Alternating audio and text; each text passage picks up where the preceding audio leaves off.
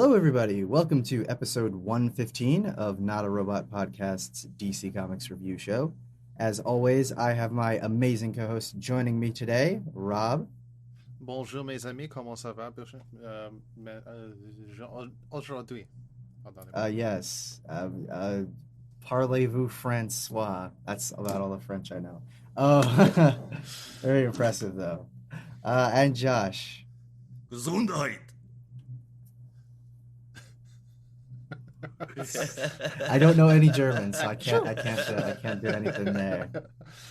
Du Uh, hast. yes. Du hast mich.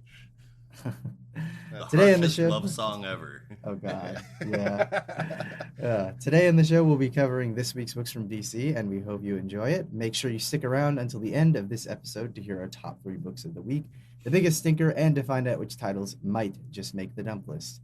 Now, if you'd like to support us further, please visit buymeacoffee.com/NAR podcasts for either a one-time donation or subscription for access to our Discord, as well as other exclusive content available on the network. But with that out of the way, let's get into the news for this week, starting with personal stuff, updates, all that. What's going on with you guys? Not a whole lot here. Not a whole lot here. I was telling Brandon before we started recording. My wife Holly, she got a couple of her friends together and made the house completely wheelchair accessible. So now I can get everywhere but upstairs. Yes, and if you the listeners could see Josh's setup, he looks very much like Oracle. He has like screens all around him. Oh yeah. Looks very cool. Yeah. I even got one you can't see. Yeah, no, it's very very Oracle like. As for me, nothing too major here. I'm gearing up for a very long drive tomorrow, headed into the big scary city of New York for a 3-day bonanza called New York Comic Con, which should be a lot of fun. Already set down all the panels that I'm going to, and it should be a really good do. But I guess that'll be a good segue into some news that I hadn't really planned on talking about, but of course DC puts out their announcements like fools, so now I kind of have to.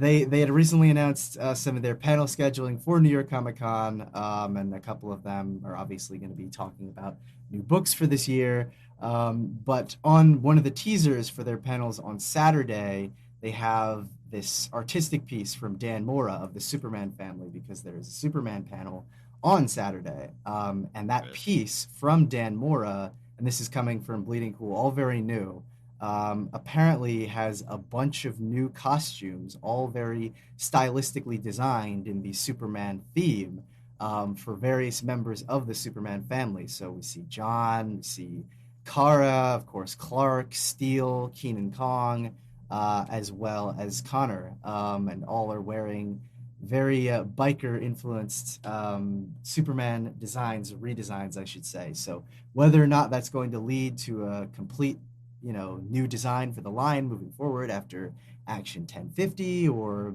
maybe not at all. Maybe it's just the fun design they had for the announcement. Who knows? But it seems like something may be in the works over at the Superman panel. Oh yeah, I see that artwork. That looks interesting. Yeah, definitely. John's I'm costume's trying to find amazing.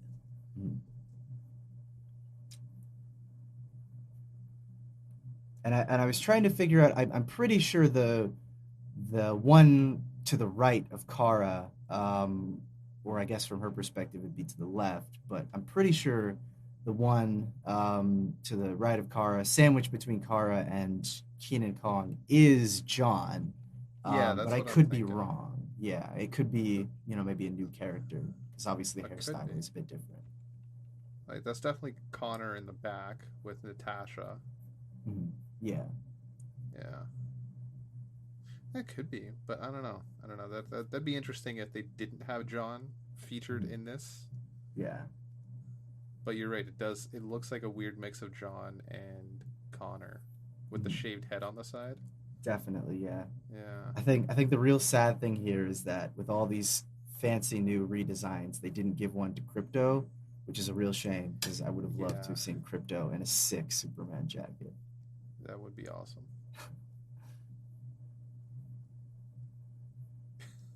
Huh. That'd be weird, actually. The more I I know think about it, people I don't know. I know people like dress their dogs in costumes, so I'm saying I'm Yeah, like, maybe they could have given Crypto a little something new. yeah, So maybe I'm not looking at the right picture, but the promo picture that I'm looking at is an advertisement for Comic Con for yeah, Saturday, October 8th. yeah, Got Yes. Batwheels, Star Labs, and Superman on there. yeah. The only one I don't see on there is Clark. Well, Clark is in the front, I think. Just like I think Okay, classic Superman. you might be looking at a different one because Yeah. when you say you see Batwheels and Star Labs, is that like the lineup panels, the lineup of panels? yes, Okay. yes. Okay, I see Natasha in the back. yeah, I see Connor, Kara. I would. I'm going to assume that that's going to be John going forward, Yeah. yeah, and then Superman of China, and then in. Okay, I guess in the front that is that'll be Clark, but he looks Yeah. yeah. so young. That should be Clark. He Yeah, does that's look that's really what I. young. Yeah, Mhm. So young. Yeah, I guess that's just a stylistic thing. it could be that's just the way Dan Moore has been drawing him in World's Finest, and we just haven't Yeah. noticed it Mhm. compared to the other members of the Super Family. Yeah. I suppose you might be onto something there. Mhm. Yeah, but Okay, it could be total speculation. I'm not really sure. But I do just like some of literally, those new outfits, so yeah, literally Yeah, like just came out. And then in the spirit of New York Comic Con, I promise I will stop talking about it when it is over. I will only talk about it in my mind. and you're But gonna try and snag as many interviews as possible. I definitely will. I plan to take as many pictures as I can. But no, I was going to say for anyone who is in New York at that time and will be attending the show, I this has nothing to do with DC, but I thought it was funny and I shared it on our Discord yesterday. But yeah, for those who are aware of the publisher clown show. I don't know exactly how to refer to them, but I guess publisher will do for now. The publisher Bad Idea, who I'm Oh sure you've man. heard of in one way or another.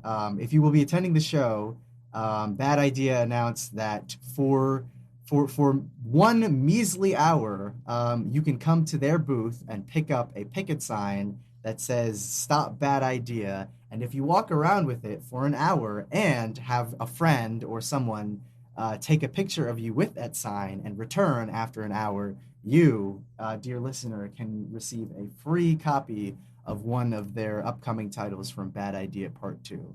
Um, I don't know what the purpose of this is, aside from just a ridiculous marketing stunt. But if you want a free comic from Bad Idea and you don't mind waiting an hour, pick up your picket sign and I don't know, walk around with it, I guess. Although, again, in theory, really, what's to stop you from just taking a picture, waiting an hour, and then coming back and getting your free comic? Like, they didn't say you have to film yeah, yourself walking around with it. So I don't know. It seems a little silly to me, but I figured I'd throw it out there for any of the listeners that may happen to be in New York and want a laugh doing something silly like this. I would yeah. totally do it. It's a hell of a publicity stunt. Yeah. You gotta hand it to them. They are drumming up their own press. They're drumming up their own bad press. I It's a comedic suppose so. it's a Yeah, comedic launch, and they really know what they're doing. I gotta give them Yeah. props. hmm Something like that, yeah. But that's all I got for this week. Personal news, like I said, I'll be in New York, but aside from that, nothing too significant in my neck of the woods. All right, I've got two pieces of comic book news, two people of comic artist news, and some of it's sad. So hopefully Oh, Rob's got some news after me to make it a little bit better. I'm gonna give the sad stuff first, so maybe the other stuff I have is a little bit better too. But Carlos Pacheco, he has drawn everything from Green Lantern to the Ultimate Adventures. He shared on Twitter. He shared his last illustration for comic books ever It's the cover for Damage Control #2. Not only is he an amazing artist, but I feel exceptionally bad about this one because it's he's only bowing out because of his diagnosis of the neurodegenerative disease ALS. And that hit home because it's one of the things they're worried about with me. So my thoughts go out to his family and his collaborators, coworkers, and anybody who knew him. Yeah. Also who passed, Kim Young Gi. He passed away at 47. I don't know if anybody is familiar with the Korean Yes. manga company Tiger the Longtail. Yes. Amazing work. Live drawing gallery sessions. He passed away at age 47. So again, condolences and heartfelt thoughts to his family and coworkers. Two amazing talents that are now gone. Yeah, There's real just been sad so about. many. Oh, I was just gonna say, real sad about Carlos Pacheco. I think if anyone had been reading Aerosmith Behind Enemy Lines, which is the sequel to the first Aerosmith book that Kurt Busiek and Carlos Pacheco did, you knew that some of this stuff was happening because he'd mentioned that Carlos had been having health issues for a while, and particularly in working on that most recent Aerosmith series, it was just a real like labor of love, but also serious labor, considering it was him in the midst of as an ALS diagnosis, and trying to finish this 6 issue series, before it became too late. So it was real sad to hear about that. And as for Kim, my roommate was actually a bigger fan than I was, but he had I reached out to him this morning. I was like, hey man, I heard about this. It just really sucks, especially because he was en route to, well, strangely enough, to New York Comic Con, like Yeah, as yeah. as he passed, which is even more tragic. So I know that Olivier Capel talked about maybe leaving flowers. Olivier Capel's another artist, for those unfamiliar, about leaving flowers on his table on the convention floor in Artist Alley. I think a lot of people are gonna get behind that, and I may grab a bouquet while I'm in the city and just leave it there, just as a kind of thank you. Because while I wasn't as big a fan as my roommate was, it's still pretty sad to hear, and definitely want to honor him. Amazing artist, amazing talent, and amazing influence on a lot of those who came after him. Quite the rep to build up at age 47. Um, so those are sad. Hopefully, something with a little bit of good news is I saw an interview with Greg Weisman, and he made me happy. In an interview with Adam Phillips, you on Dynamite's YouTube channel, that's where I saw it at. In addition to an upcoming comic book series, we will also be getting a 4th season of Gargoyles the cartoon. Oh my god, is this real? This This is is really happening? 100% for real. Oh We're going man. to get a 4th season of the cartoon, plus a comic book series that he says he's had in his head for 10 to 12 years now. Please, Ooh. please, please, please tell me they're getting Keith David to come back as Goliath. Please. Oh, They have to. man, that They would have be to. so Oh awesome. man. That and like SWAT Cats were like the two rerun shows that I have just burned into my memory that I would always see when I went to visit my grandma as a kid. And yeah, I don't know if I ever actually finished the show. I just know like there was a certain point where I stopped seeing it, even though it had caught off the air at that point. But yeah, no, that's fun. It'd be nice to have more gargoyles in my life. Indeed. Gargoyles, X-Men the animated series, and Cyber Six, easily the top 3 serious children's cartoons of the 90s that everyone Oh, yeah. knows and no one can really talk about. Oh man, But you know it's good. yeah. Hell yeah. And then finally, the last piece of news that I've got, and I guess I'm going to follow this up with a question to see how you guys are. But an article that was posted right before 3 p.m. today on Screen Rant called the Black Adam JSA books canonical. That I this assume to the movie. to the DC universe. Yeah. That can't be right. That's what I thought. Yeah, But someone fucked apparent up. on Screen Rant, that's what they're saying. Well, So Screen I Rant, don't as know we if know, is always reliable. Well, what was yeah. that headline again? Oh boy, I'd have to look up the headline itself. Let's see. Kind of curious.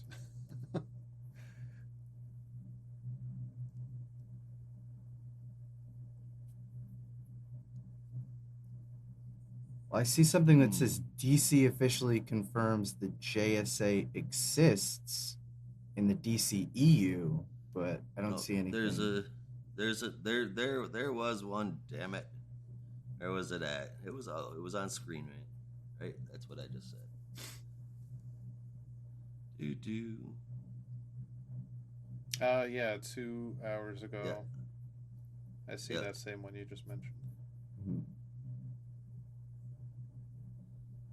A canonical DC Comics prologue. Well, it says to the upcoming Black Adam movie, so I assume that Yeah. means it's the comic is canonical to the movie, not to the actual DC Comics universe.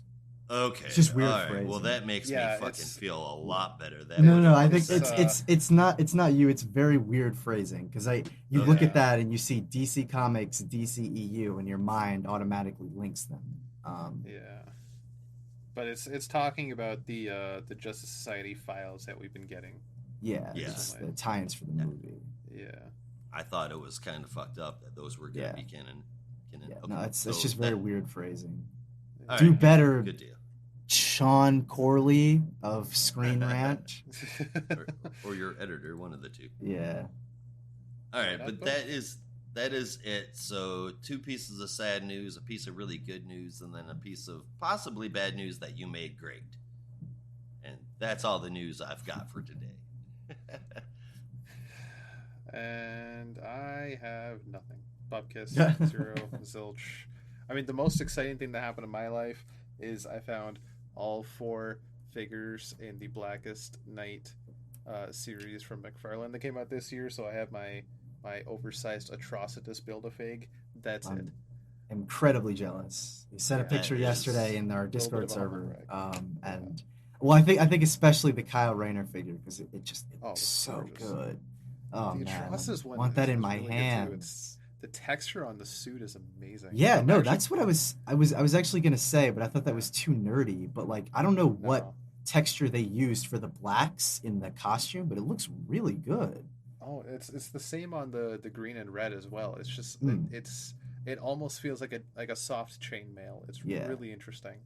Yeah, And I'm McFarlane currently always. holding the Deathstorm in my hand. It's, Oh, yeah, it's I- freaking great to look at. I don't blame you. I would never let that thing leave my sight. Nope. But yeah, the Deathstorm McFarlane. is probably the coolest one.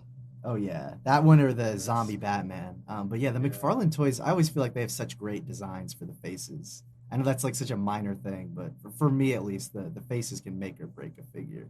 Oh They yeah, want it to yeah. look really accurate, and the Atrocitus I- one looks great. I can even voice that out on the Transformers Beast Wars figures that came out. I think last year when they were doing the Kingdom line. Mhm. The body sculpts were much better than the 90s, but they weren't like show accurate. But all of the heads were Mhm. 100% show accurate. It was amazing. Yes. It's easily the best figures we did, like best first party figures we'd ever had. I won't say anything about the third party knockoffs. While they're freaking amazing, but Yeah. That's awesome. yeah. You're right. A head sculpt can make or break a figure for sure. Oh yeah, yeah. No, they had these figures for I think it was Arkham City when that had come out in like 2011 or something. And I remember looking at them because they were kind of pricey, so I could get them, but I just remember looking at them. I was like, man, these designs are just so great. Like you know the builds look really accurate to the video game, but the the head sculpts in particular were the ones that I paid attention to because they looked so like on par with everything from the video game. So yeah, no, it's always good when it looks accurate.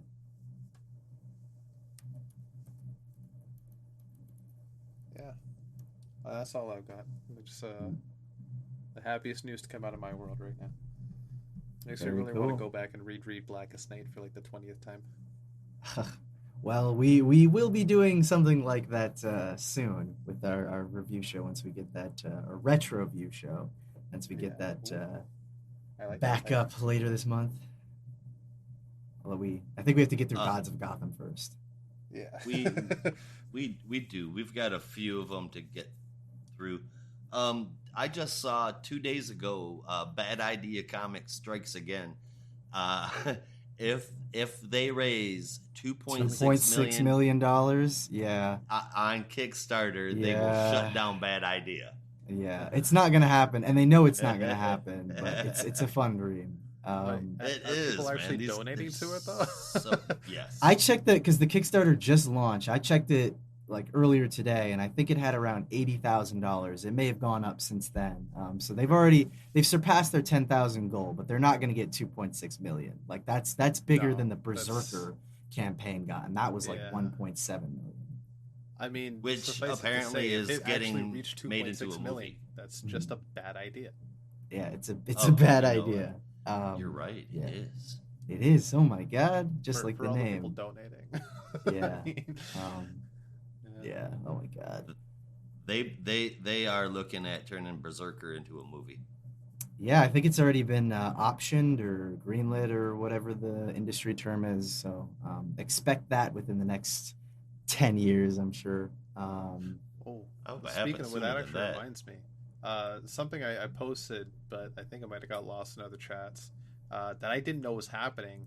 Apparently, Netflix had, I think it was Netflix, had produced a Grendel TV series. I didn't hear about that. Yeah, I vaguely and remember hearing it was picked up, but yeah, Mm-hmm. so it was picked up. They filmed the entire season, and then they canceled it before releasing it. oh my God, Yeah, why?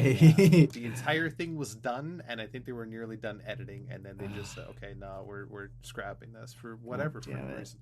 But they gave the crew and cast, the showrunners and everyone, the option to shop the show around to other providers and networks and Mhm. see if anyone will pick it up. But it just Yeah, seems like such a freaking I waste. know. And now You've it's just you've done sitting in all of that Netflix's by now. vaults. Why not? What's the harm in just putting it online? You know? Yeah. Like if it Yeah, sucks, then it won't get another season, but at least it's yeah. out there. You've already spent the money. Just let it happen. Yeah.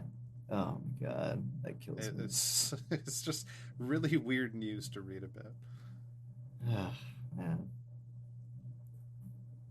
Yeah, that's all I've got. All right. Well, if we're done with this semi-depressing segment of news, should we maybe head into our spotlights for this week? Although we may want to mention a couple of highlights first. Yes. Yeah, I've got four of them I want to shout out to today. Harley Quinn, the animated series, Legion of the Bats #1. Dudes, this is so fun. I love everything to do with that show, and apparently all of its spin off comics. Monkey Prince #7. It is still such a fun book, a really fun book. The Adventures of the Monkey Prince I could fall into anytime. This will still be a fun read 10 years down the road. Multiversity Teen Justice #5. A giant conglomeration of what the fuck now. It's the same art style, the same everything. It's not my bag. If you can get into the story, I do recommend it because it seems as though if you could get into it, it would be good. It's not bad. It's just not pulling me in. That's unfortunate. And then finally, Black Adam Justice Society Files Dr. Fate #1. Great story. Amazing art, though there were a few panels where the heads and the proportions of some things weren't right. But like the rest of it, man, it was all pretty good. All pretty darn good, man. And that's all I've got for honorable mentions. Very cool. Well, with that said, we will segue into our spotlight section, kicking it off with a brand new series, Gotham City Year One. So I forgot to write down who is doing this one, but I think it's Rob, so I'm going to pass it over to you. That will be me. Thank you, sir. Also, thank you, Josh, for signing me this book. I'm so happy. Yeah. So this is written by Tom King with pencils from Phil Hester, inks from Erica Gapster, colors from Jordi Belair, and letters from Clayton Cowles. So we are going back to 1961, March 12th to be exact. And we open up with a headline from the Blade newspaper in Gotham detailing the disappearance of one Helen Wayne, the Gotham's princess daughter of Richard Bruce Wayne. And I don't remember his wife's name, Mrs. Wayne. Constance, I think her name was. Constance, something, yeah, Yeah. something like that. Bruce Wayne's grandparents, to be specific. It is currently being read as by Slam Bradley as he fills his pipe with a fresh batch of tobacco. That is Detective Slam Bradley from the classic detective comics of the 30s and 40s, if you're unaware of his existence. He is visited by a tall dame by the name of Sue. Just Sue, nothing more, nothing less. And she is very cryptic with her machinations, her reasons for visiting. She has a simple $100 bill and a letter to be delivered to the Waynes, and that is all.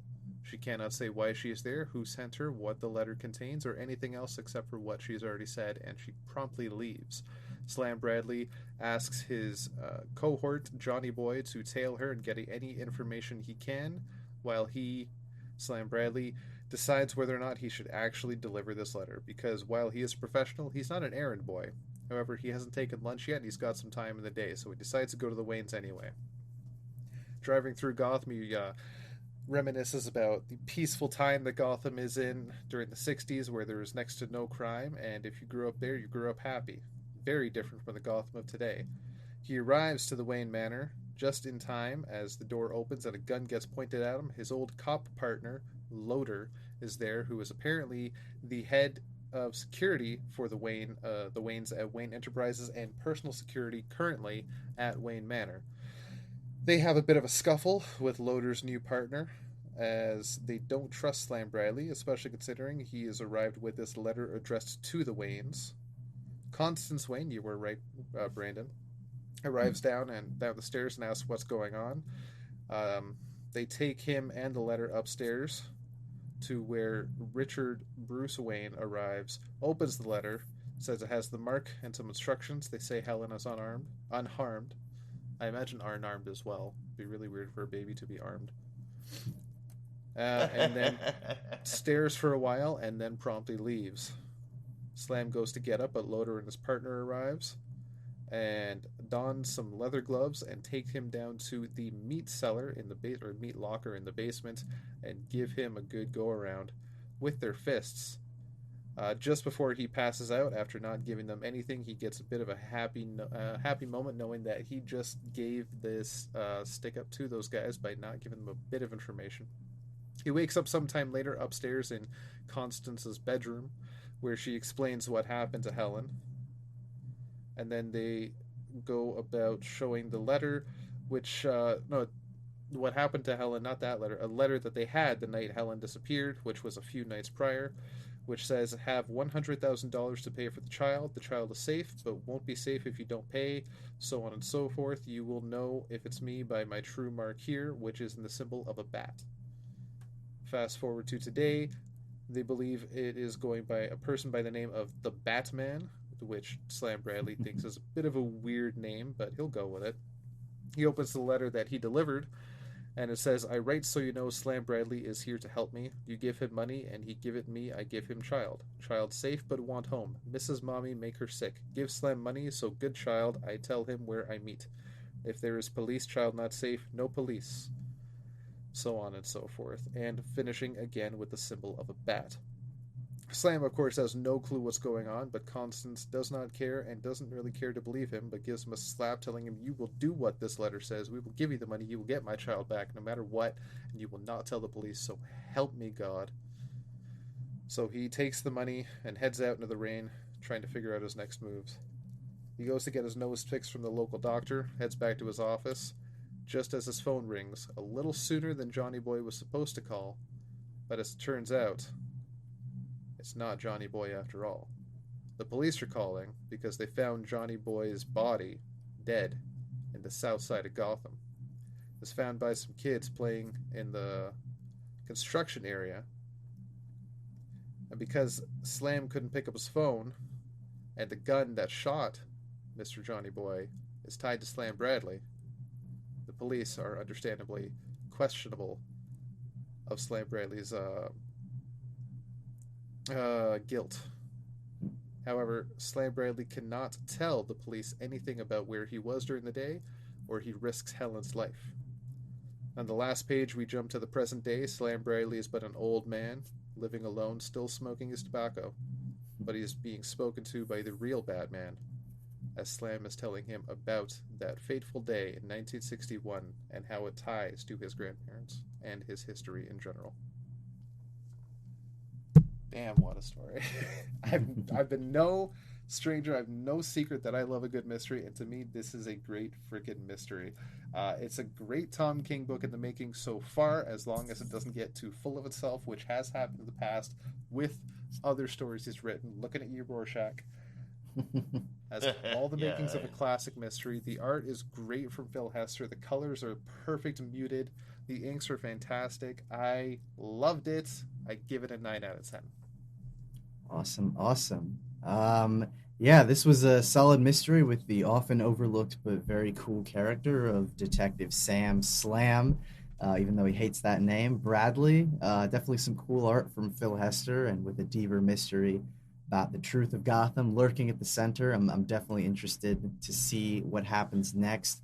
I'm going to assume this is not in continuity, just because, to my knowledge of the Wayne family, I believe Bruce's grandfather is Patrick, not Richard. It is Patrick. Again, I don't I'm like I hesitated on putting this in because like it's such a stupid nerd thing to be like actually pushing up my glasses. Bruce's grandfather is and but I because I hate doing that. But I wasn't really sure. So if whether or not this is in continuity is nebulous right now. But even if it's not, it's still a really solid story, and I'm interested to see what happens next. So I gave this one an 8.25 out of 10.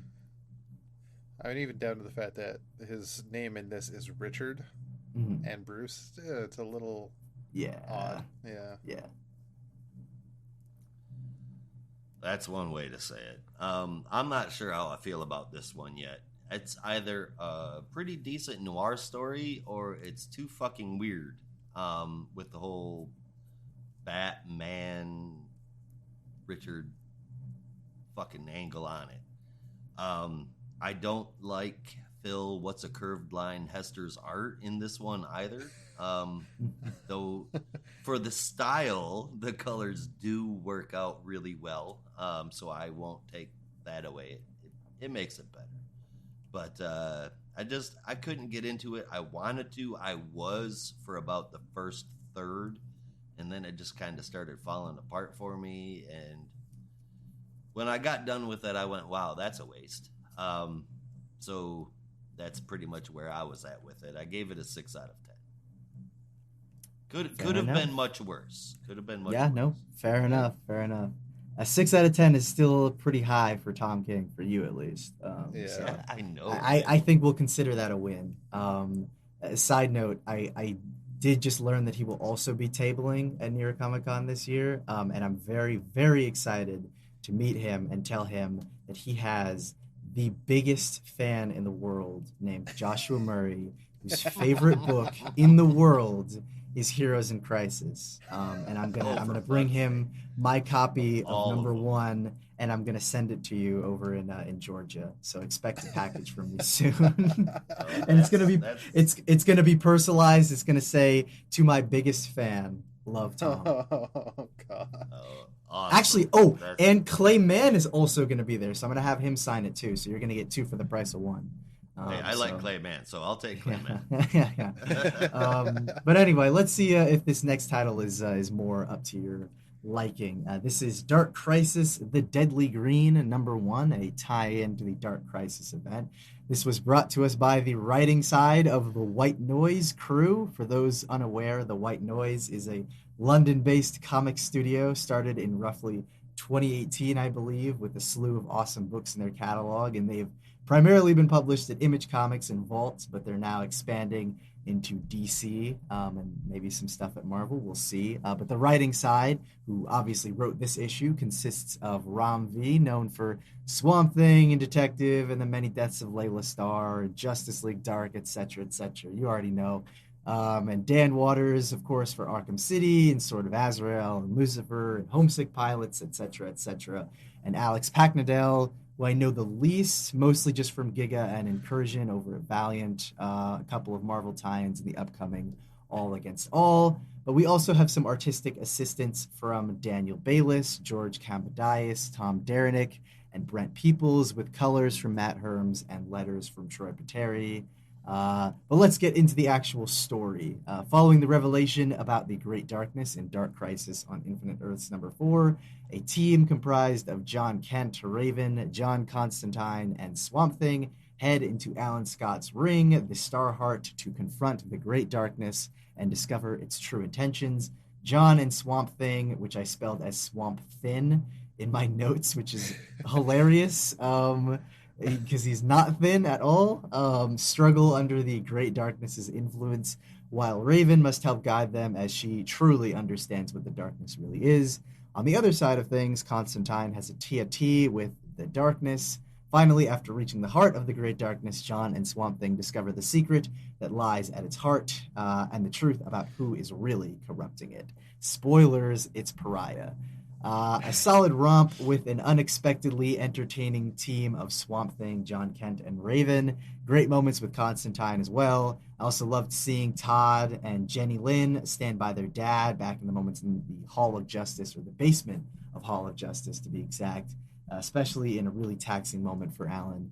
The art was serviceable, nothing particularly special, although the moment with John and Swamp Thing bonding looked super awesome. It reminded me of the golden Superman armor moment from Superman Beyond and Final Crisis. But just really good stuff from the White Noise crew as expected. And here's to hoping they can all team up together soon. Guys, I will see you on Friday. Expect a lot of chatter from me. 8 out of 10. Right on. Well, first, let me say Daniel Bayliss, his art is fantastic. I want to see more of them. Honestly, Derenick, all of them, it's really good effort. They managed to stay really cohesive for such a big team. The writing style, the way the story was told, every character in it, I really liked. I did not like the voice for John at all in here. And the fact that this is a tie-in, but yet it seems to be incredibly important to the story, I don't think is very cool. But overall, the book was probably the best Dark Crisis book that I've read so far, and the idea of this team as the Sentinels of Magic, the We could bring that back for sure. yeah. Right. As the Justice Society. Now that would be pretty cool. Overall, pretty damn good book, even if I do think that they flubbed Superman's voice, which made it a little hard to grade, but it still walked away with a 7.75 out of 10. Right on. Yeah, maybe the Justice Society Dark. Yeah, I know that's been floated around a couple times, but I think it could be cool. Although I'm probably partial to Josh. I want to see the Sentinels of Magic make their triumphant return. That would be cool. Would be and if you're gonna have Justice Society Dark, you need to have Spectre on the team. Of course, yeah. Yeah. As for this Dark Crisis tie-in, I'm sure this is a very important part to the overall story. This issue was great. Romvi knocks out of the park. The art was fantastic, but in the grand scheme of the whole story, feels ultimately minor in comparison to everything else, I feel. But I'm not going to dock points for that because the story itself was still really good. A lot of great interactions that you will not often see. And who knows how much we're even going to see Levi Kamei's Swamp Thing going forward. A lot of fun. It better be a lot. I Yeah, hope so. Yeah, especially hopefully. from Ron V. Mhm. Especially, hopefully, from Ron V. I gave it an 8.25 out of 10. I really enjoyed it. I'm just curious how big a part this is really going to play overall. Yeah. Is it Well, I going to said just be the best issue of the entire run, or is it just kind of like Flash's issue in War for Earth 3, where it was the best part, ultimately non-existent to the overall plot, though? yeah, I was gonna say we'll probably get into that a little bit later when we talk about Dark Crisis on Infinite Earths #5 and the role that this book plays in that issue. But I guess we'll have to you'll have to wait and see. Yeah, I might even But feel this way because I read Dark Crisis #5 before reading this, I not did realizing I should have done too. the I other did way. Yeah, too, like an idiot. I And I didn't was know like, you had wait to a read it the minute. other way. I know. Yeah, I assumed it was just gonna spin out of Dark Crisis #5.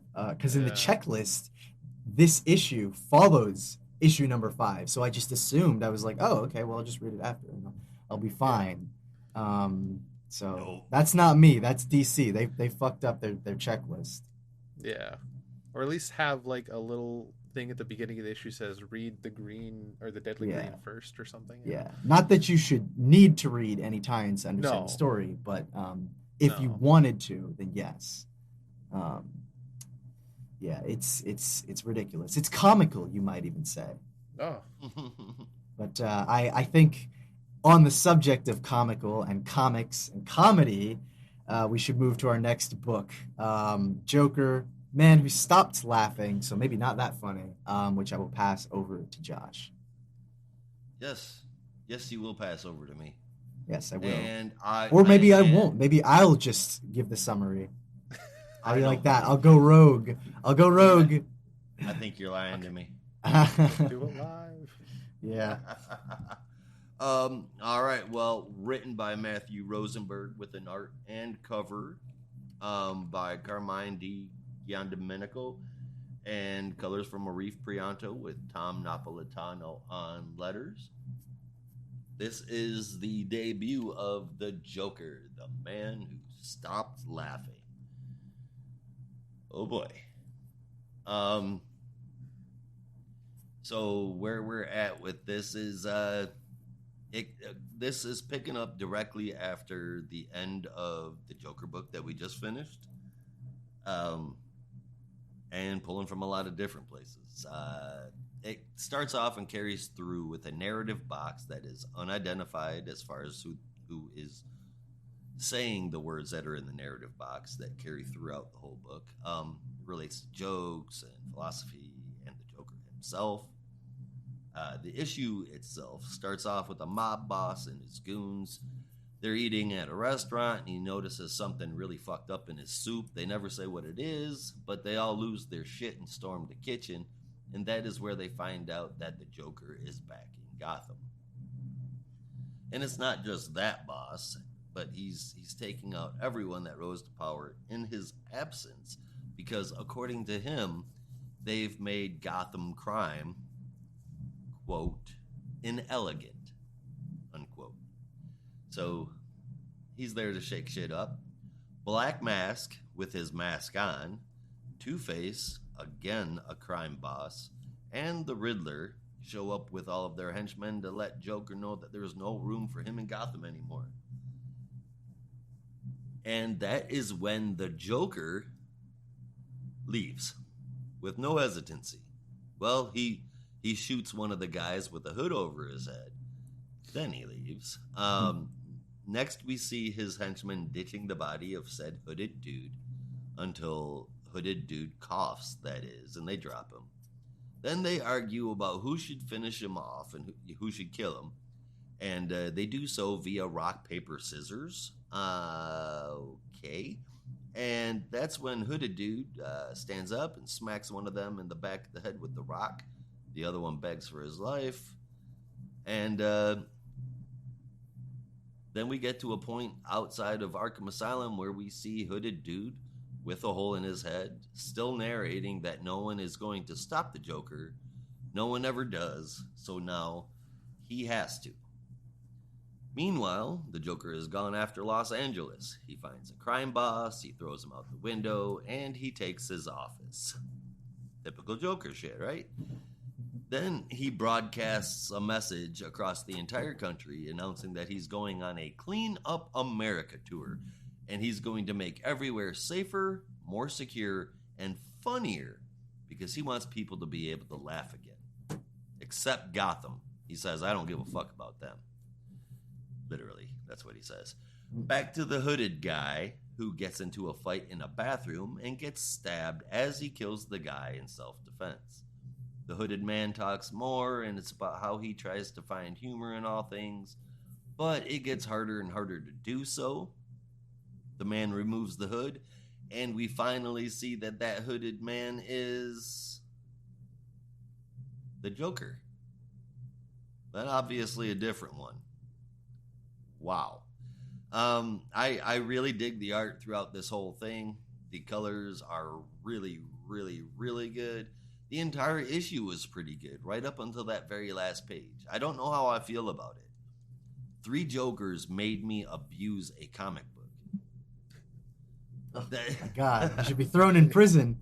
I've never done that before. I've never done it since. But all I can say is hopefully this goes well. As of now, I have 0 expectations for it to go well. But I'm not being pessimistic because hopefully Rosenberg can do it better than Johns did. At least I'm really crossing my fingers for it. I like the art, the story, including the last page is the possibility of a very great letdown. And that scares me. But as far as this one goes and where it's leading, man, there's only one way to find out if it's going to be any good, and that's to keep coming back every month. So for this one, the front part, I gave it a 7. Now, I'm just going to... We usually separate these, but there's a backup in the Joker, and it's a really short one, so I'm just going to throw it out here with a one-sentence summary for you. It was written by Matthew Rosenberg with art from Francesco Francavilla and lettering from Tom Napolitano. It is a weird-ass Silver Age style dialogue-driven short story about the Joker being in love with Power Girl. 6.5 out of 10. So the whole thing, I think I'm going to give the whole thing a 6.75. I feel pretty confident about that. Again, great art, and I don't want to shit on that at all. But the basis of the Joker just leaving with no issues, that makes me scratch my head. The fact that we're pulling from 3 Jokers, makes me scratch my head. Why Black Mask has his mask on? Why is Two-Face a crime boss? Why is the Riddler involved in this? There's a lot of stuff that shouldn't be going on quite the way that it is, and you know how I am about continuity. But anyway, that's how I feel about Joker. 6.75 out of 10. Hopefully it gets better. Yeah, this book, at least the main story, has a concept that I think is really cool. Going on a going on a Clean Up America tour is a concept that could have some pretty interesting repercussions. Definitely some hilarious ones if the Joker is involved. And it sort of reminded me of that second to last arc of Grant Morrison's Doom Patrol. I think it's called Planet Love, or it might be it's the arc where there's the second Brotherhood of Dada, and Mr. Nobody is essentially running for president, and it's the whole thing is like they're going across America trying to rally support, and it's hilarious because it's like it's Mr. Nobody trying to be like a political pundit. Anyway, the point is, I like that concept of like, I'm gonna go across America and I'm gonna be totally whimsical about it. I think that could have some interesting repercussions depending on how it works. The multiple Joker stuff, I'm willing to give it a chance, but like you, Josh, I'm not in love with that concept. And 3 Jokers certainly did nothing to help with that. but I'm willing to give it a chance. And I feel like the writing here was at least strong enough to keep me interested to see where it might go, and hopefully optimistic. I really like the art from Jan Domenico. It's been lackluster in other places, but I think here it definitely shines. And I particularly really love the cover that he did. I love the whole mirror shot that he has with the bloody Joker versus the clean Joker, or whatever that's meant to be. So the main story, at least for me, got an 8 out of 10.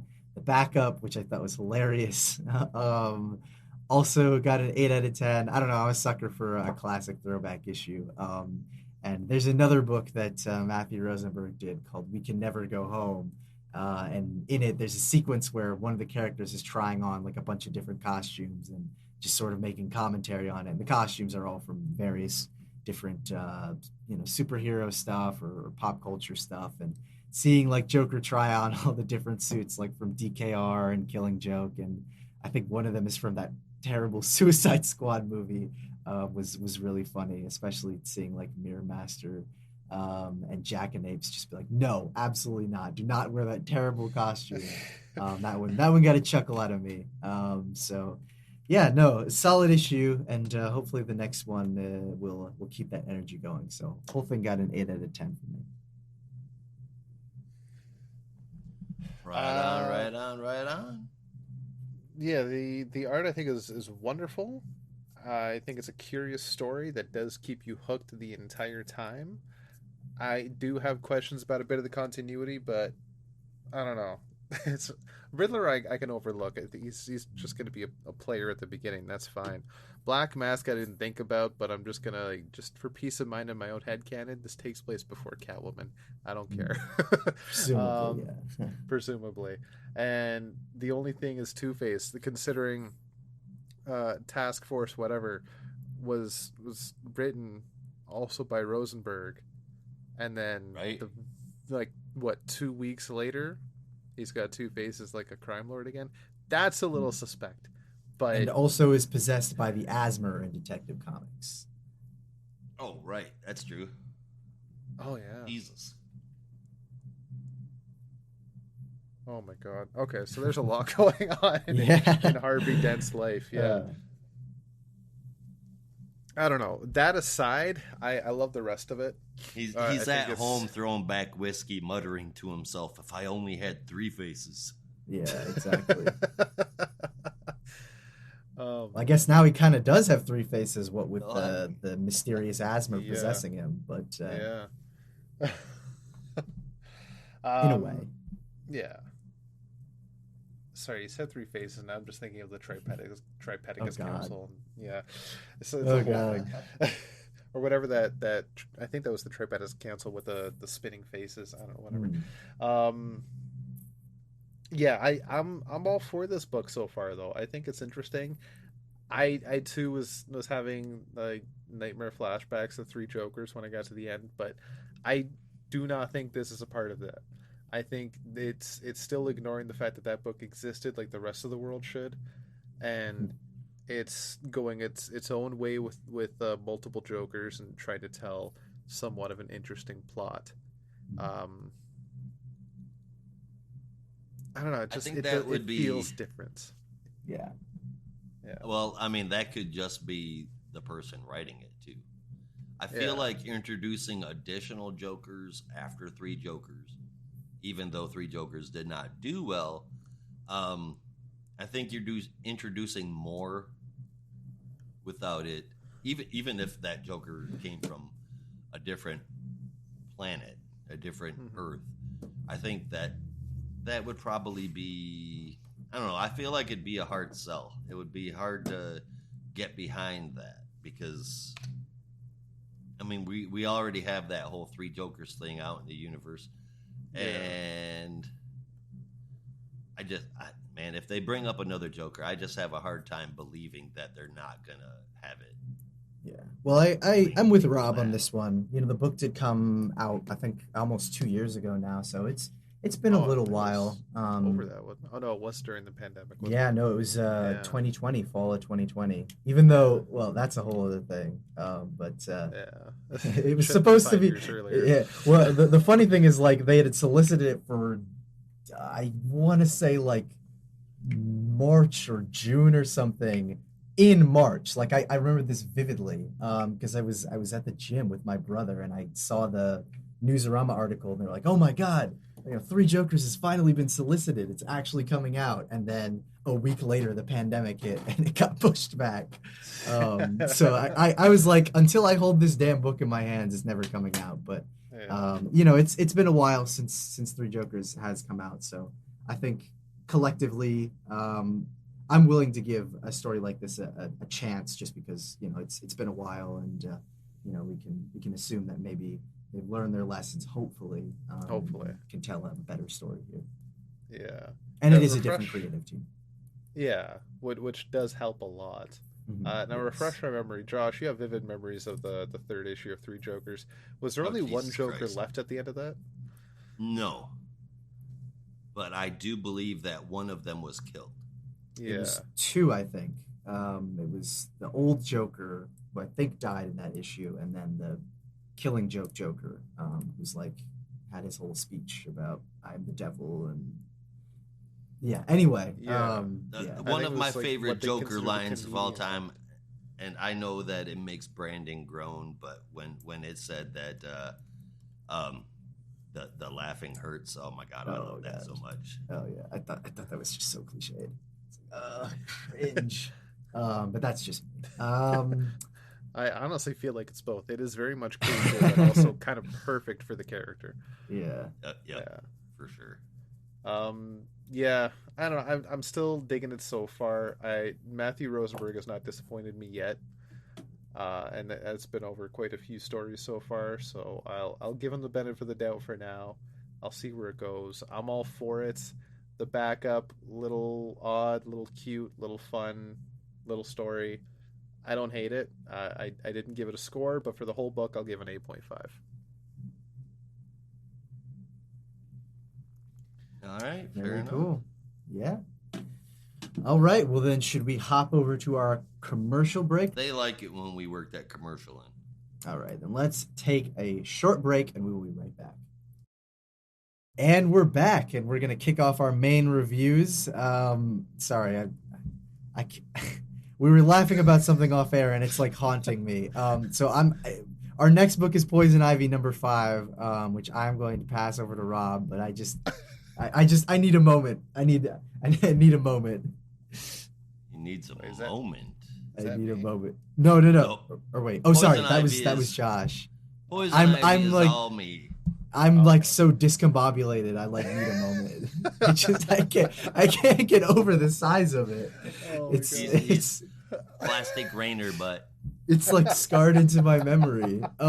Sorry, Oh Josh, my take it God. away. if Brandon was Superman, his weakness would be Plastic Rainer, but Oh Like, God. like- Last All week right. it was Task Force Z. This week is, oh God, no. oh god, Rainer there's Rainer if you've ever read The Boys, there's an arc of The Boys where they go to Russia and they team up with this character. I think his name is Love Sausage, and he says this line. They're like chasing, I forget, like some villains like through a club or something, and they go through a strip club, and, and Love Sausage is like, wait, I can't, I gotta stop for a second, and once they exit, he says a line that will like haunt me forever, and he's like, I'm so sorry, Wee Huey, big titties are my kryptonite, and it's like a line I will never forget. Wow. So I think I found my kryptonite because I'm like, I can't even focus. Kyle, but Oh man. Oh god. But anyway, I'm so sorry, Josh. This is No totally problem, no unprofessional. problem, Please, no problem. please tell us about Poison Ivy #5. Poison Ivy #5, written by G. Willow Wilson with art from Marcio Takara on pages 9 through 22, and on pages 1 through 8 we have Brian Lovell and Stefano Gaudiano on pencils and inks respectively. Colors throughout are by Arif Prianto, and lettering is from Hassan Atzmani Alhau and with a Jessica Fong cover. And it's really good. The issue starts off in a flashback, as is spent most of the issue, in fact. this one is when Jason Woodrue turned her into Poison Ivy. These flashbacks, and man, are they really trippy, are caused by the Lamia parasitic fungus she infected herself with to spread across the world. She even hallucinates Batman, who is really sarcastic, but gives her a couple warnings at just the right time throughout the book. Ivy's on her way to confront Woodrow, aka Dr. Jason Woodrue, aka the Green Man, again very overused, and aka the Floronic Man. Guy's got more IDs than Bruce Wayne. Problem is, by the time that she gets where she's going, she's experiencing these hallucinations uncontrollably, and she can barely see, let alone fight Woodrue. While he attempts to persuade her to join him, insisting she's come found him to apologize for stealing the Lamia and to rejoin with him. She tries to infect him with the Lamia and succeeds, but he is eventually able to overcome it and control it. He explains the Lamia were not meant as a bioweapon, so while Poison Ivy has been out dosing people, the places where she has spread it is where it will stay contained. And that's because it is not a weapon, it is a tool for mind control. And then he turns the parasite on her, and she cannot control her body anymore. That's the end of the book. The art is fantastic and trippy, and did I say fantastic? Some of the panels of Woodrue didn't hit right for me from Takara, but it was like just barely, like I could take that. But that's it, man. And the story gets piled on top of more story, but without ever feeling like it's too much. I fucking love this book. Yeah, I gave it a 9.25 out of 10. Yeah, this one got an 8 out of 10 for me. I'm definitely interested to see how this sort of final showdown with Woodrue is going to play out. Although I suspect, based on what information we have for issue 7, that it may lead to, Ivy completely abandoning any hopes of connecting with the Green again, or possibly curing the Lamia that she infected herself with, that Woodrue is now using to control her. But I don't know. I guess we'll see. But I feel like we've kind of hit that lull point where the series is good, but I kind of want to see how this first arc is going to end before I can make my final conclusions.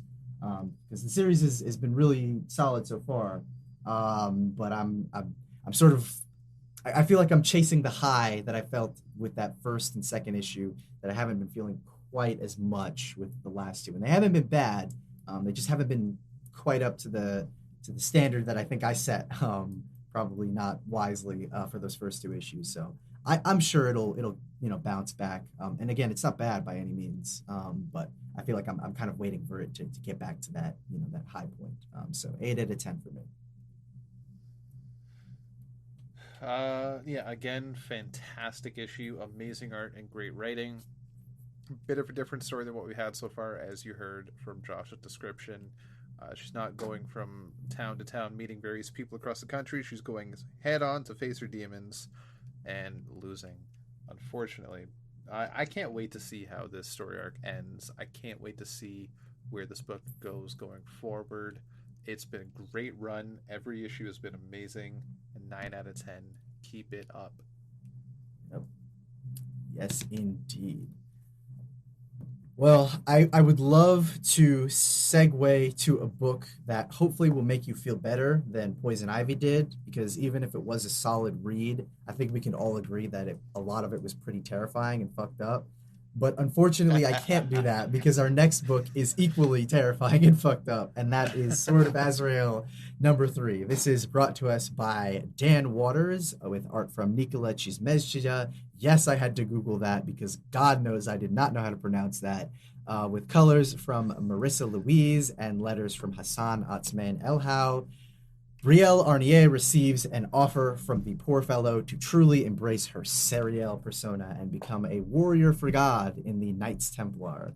Tempting, but we'll have to see what her answer is going to be in the next issue. Meanwhile, another warrior for God, Azrael, is spinning out after delving into the system and discovering the multitude of memories from the previous Azraels. It proved to be too much for Jean Paul, and his body inexplicably traveled to distant Catalonia in Spain.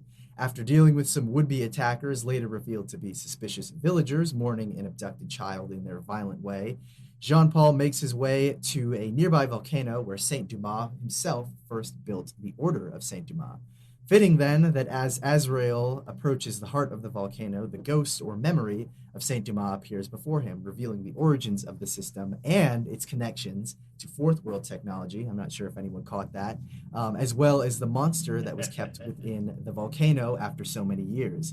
This monster was the Order's first warrior for God, the prototype for the system that would become Azrael, known to them as the angel Satan. Yes, Satan, because Satan was, as I'm sure those of us who went to Sunday school know, at one point an angel. But this demon, formerly known as Brother Ebner, has been living off of the remnants of the children of the town in Catalonia for many years, though he's never been able to leave the volcano.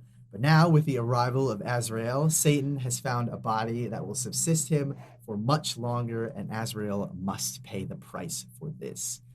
Just as a side note, it was very funny typing Satan multiple times in my summary because I was imagining the reaction that it would elicit from my very religious family. And it would not be pleasant, so thank God they're not seeing me type out this script.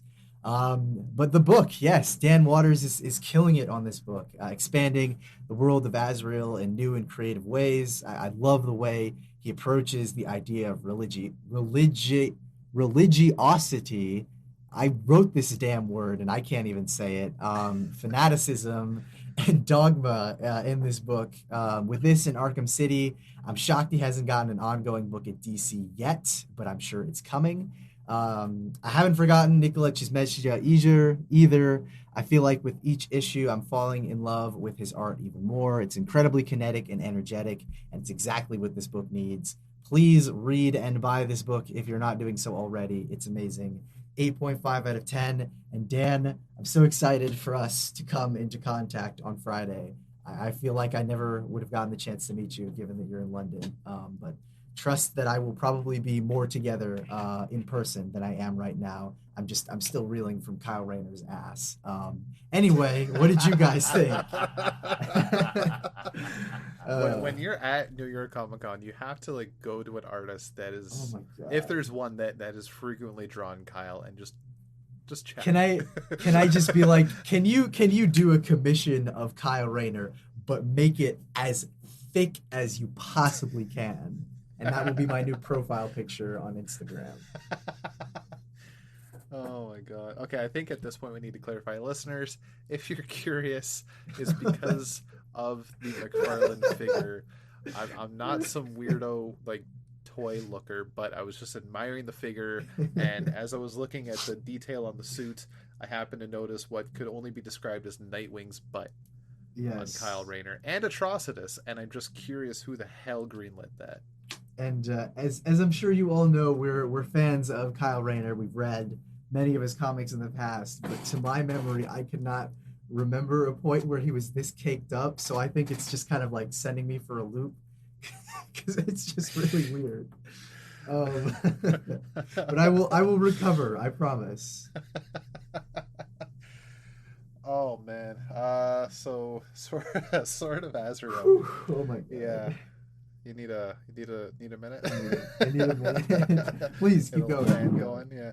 Okay, so I love the framing in this issue. The art style is still fantastic. I've noticed it more and more as we've gone on, but I've noticed a lot more in this issue. It's very anime inspired, and I noticed it more in this issue. It reminded me a hell of a lot of like some of the more gory animes, Castlevania, Attack on Titan, and the like. Just with the way everything's framed and detailed, it's terrific. I love it, and the story is quite interesting too. I don't remember ever reading anything before about ties between Azrael and a mother box. Me neither. I think this is a new revelation. Yeah, that's to very me interesting. It's brand new. That which I think is really like, cool.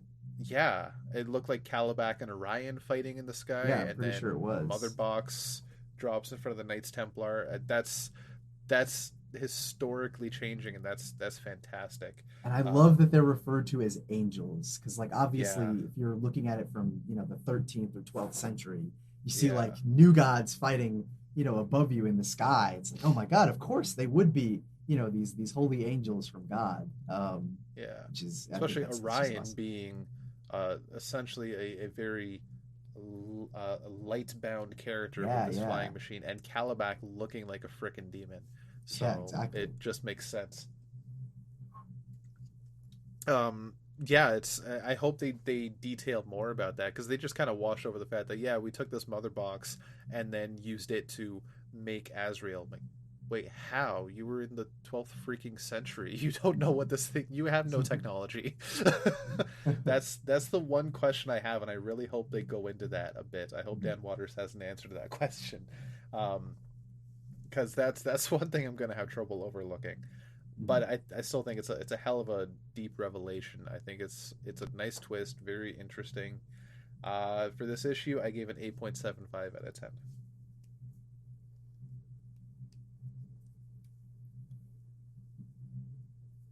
Uh-oh, did we lose Man, Josh? Waters is keeping himself busy, isn't he? Showing up in I would Green Hell, agree. or I mean, Yeah. damn it, not I Green wish it Hell. was Oh, Green that made Hell, me that book. sad. No. Oh, damn. Okay, Uh, I meant the Deadly Green, but yeah. Sword of Azrael, man, what a crazy story. I like it. If you like Azrael at all, you will too.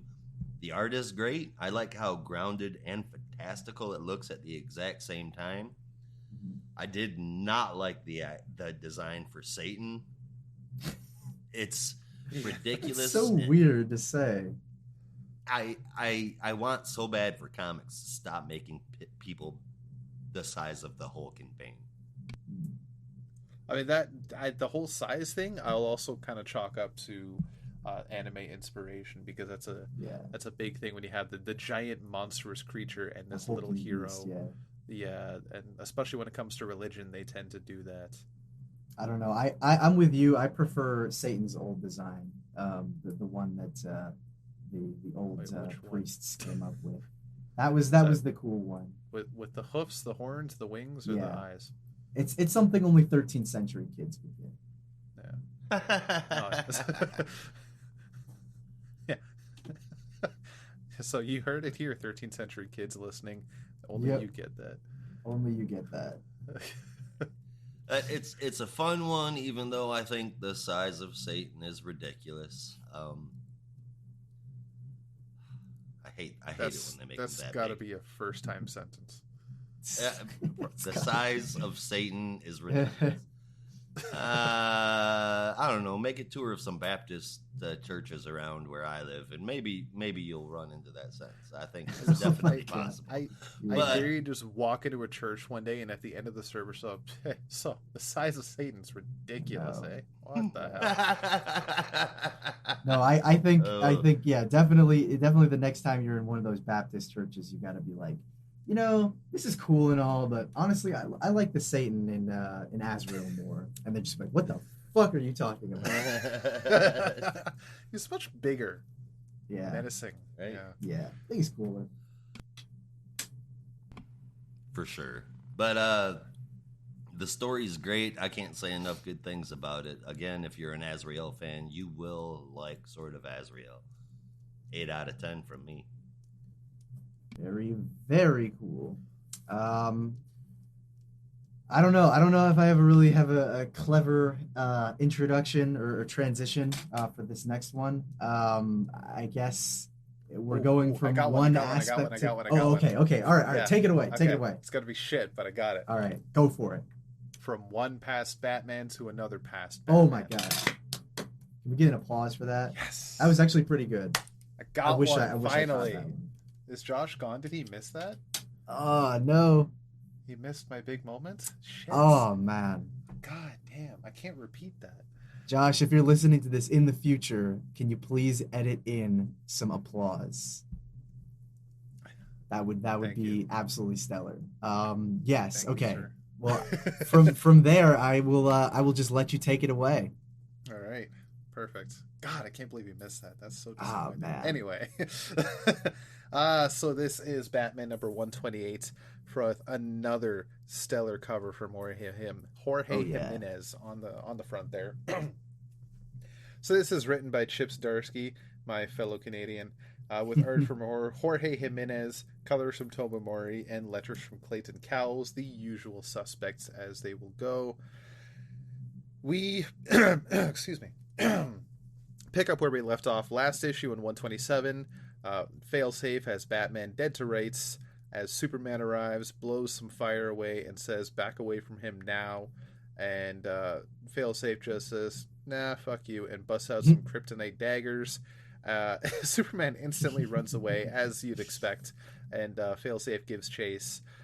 Superman does what he thinks is best, using some long range tactics, as Bruce is uh, basically broken, left at the bottom of the stairs, but still narrating everything that's going on because he's Batman. He knows everything about Superman's tactics. And he knows everything about Superman's tactics because Failsafe knows everything about Superman's tactics because he's the one that programmed Failsafe. And you begin to see what's happening here.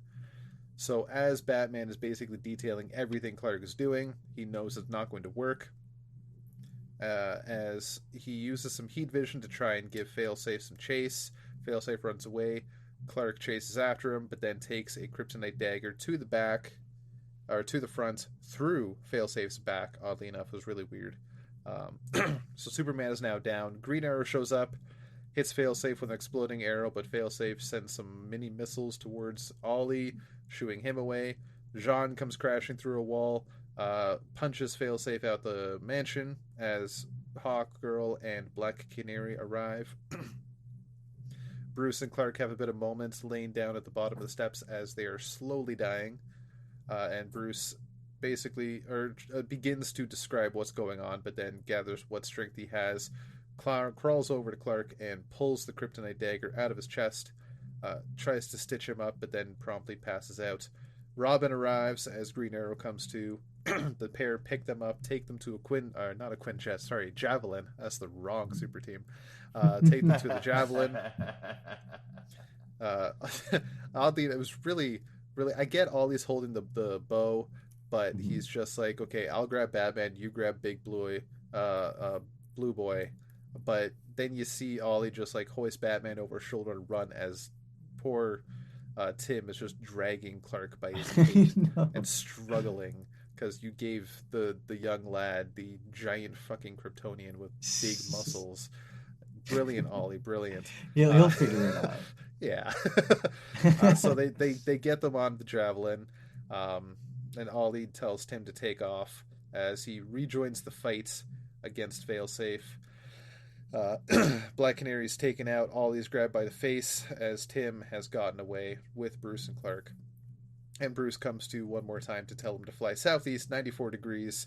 The remaining Justice League members are quickly bringing full force to Failsafe, but it fails horribly. John takes some heat lasers to the shoulder as Failsafe flies off. Hawkgirl and Jean tend to Ollie and then pick up Black Canary. And meanwhile, we see back in Gotham, Failsafe is flying through the city. Nightwing's given chase. Transmission is still being blocked a little bit by Failsafe, but Failsafe lands in a certain district in Gotham, which Nightwing realizes is owned by Bruce Wayne, or Nightwing describes to Oracle, who Oracle then says is owned by Bruce Wayne, but the Justice League are already there trying to take out Failsafe one more time, except there is some magnetism on a building which grabs the nth metal in Hawkgirl's wings, tagging her to the wall. And then some... Which it shouldn't. Nth metal isn't magnetic. Yeah. Yeah, and that's why they're sort of confused. So it must be that some kind of... That is exactly that's the curious part. And then some machine guns and fire blasts out, knocking out Ollie and Jean yet again.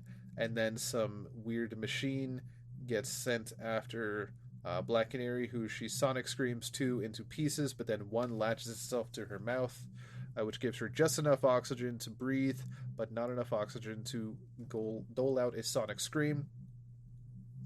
And as they realize, as Nightwing arrives, he tells them all that this block is owned by Bruce Wayne, but Failsafe has gone in for another attack. Meanwhile, we go back to the Javelin and see that Bruce is trying to get up.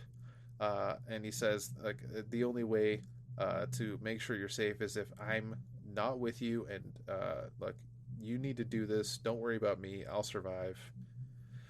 So he jumps out of the plane in a very heroic fashion, and it looks just so good in the Zur-En-Arr suit, I gotta say.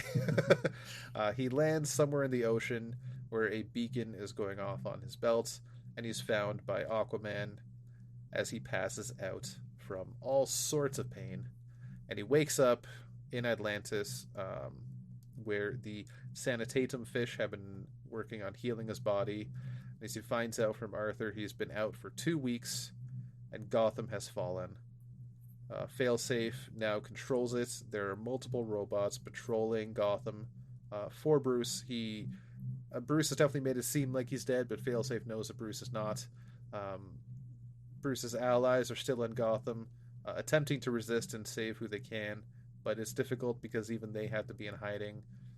Most of them have been captured, and we see Oracle with a helmet on in a completely out of it trance, pale white eyes. Something's going on there. We don't really know what, but it looks very Matrixy.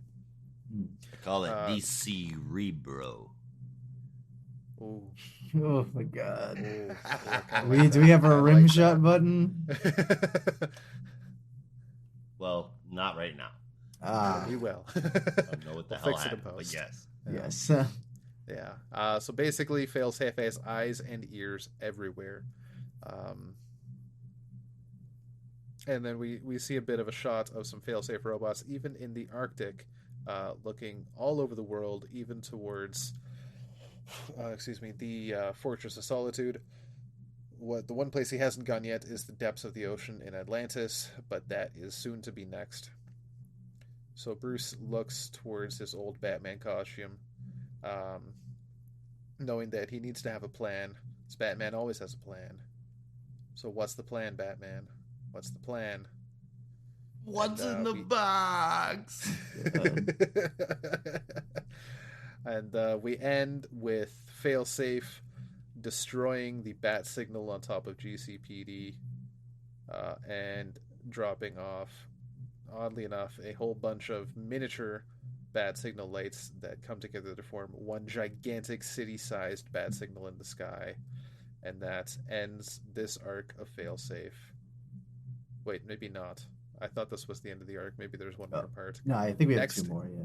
Yeah, okay. Next is The Dark Chase. And in our brief backup, we get a look at the history of Zur-En-Arr, as I just tried to pull up the credits. So this is I Am a Gun Part 1, written by Chip Zdarsky with art from Leonardo Romero, colors from Jordi Belair, letters from Clayton Cowles. It's a bit of a confusing one, so bear with me. It's jumping around all over the place. You get some looks into the past with Bruce, detailing how he began his trend his treatment of himself into the personality of Zur-En-Arr back when Dick was still his Robin and Alfred was still around.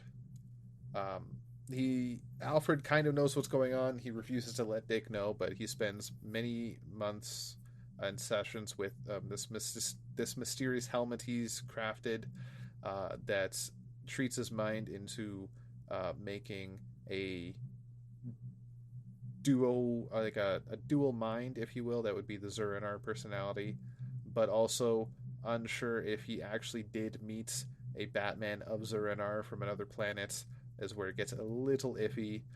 But late one night after a session, his mind is still a little foggy, but he gets a call from Commissioner Gordon on the classic red phone from the 66 TV series. The bat signal has been on for hours, but Batman has not been answering, so Jim gave him a call on the direct line, and he mentions that it's bad. So he comes, he says, "Don't bring Robin, it's too much for him." So they talk about the Joker on his next big caper, and he shows some photos of some Joker gassed characters. But there's something off about the faces. While the big smile is there, the eyes are not. The eyes are full of fear. Um, they're not smiling. It's a fake smile. Something's wrong. And as Batman begins to piece together that while he's also broken in his mind, maybe the Joker is broken too. Who knows? So it's been a Whoa. hell of an issue. This just got real. Hell Um, indeed. oh my god.